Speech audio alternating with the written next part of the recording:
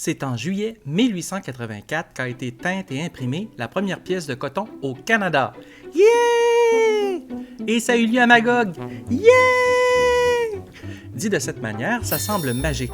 Mais dans la réalité, cette première pièce de coton est le résultat d'une série de démarches faites par quelques individus fondateurs et des conditions favorables, un peu comme dans un jeu de Monopoly. Ralph Méry III commence la partie et achète le terrain à Nicolas Austin en 1799. Il installe sa première maison à quelque part sur le site actuel de la maison Méry, qui, elle, a été construite en 1821. Pour répondre aux besoins essentiels des habitants, moulins à farine et scieries sont construits, ainsi qu'une forge dès 1809. Un moulin à carder et à tisser la laine est mis sur pied et sera complètement mécanisé par Joseph Atwood en 1825. Ralph Méry V, le petit-fils de Ralph III, fonde en 1837 la première fabrique d'allumettes dans la colonie. Ça aurait dû être un succès, mais l'absence de moyens de transport terrestre fiables limitait l'accès aux débouchés commerciaux. Vers 1870, Magog, qui est maintenant le canton de Magog, est une petite ville d'environ 500 habitants, aux trois quarts anglophones, avec plusieurs maisons, des hôtels, un magasin général et quelques moulins à scie.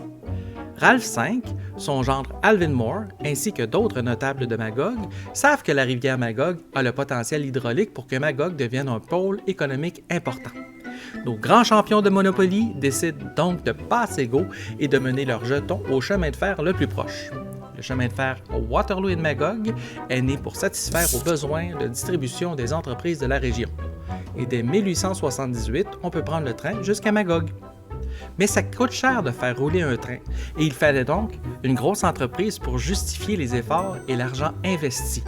Alvin a donc l'idée de faire construire une usine où l'on imprimerait du coton.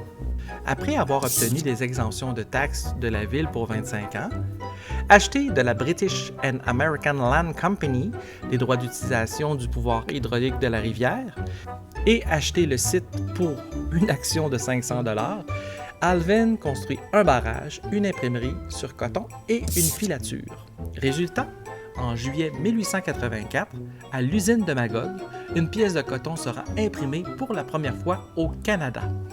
10 ans après la mise en service de l'usine, c'est-à-dire vers 1895, Magog compte maintenant 2400 habitants.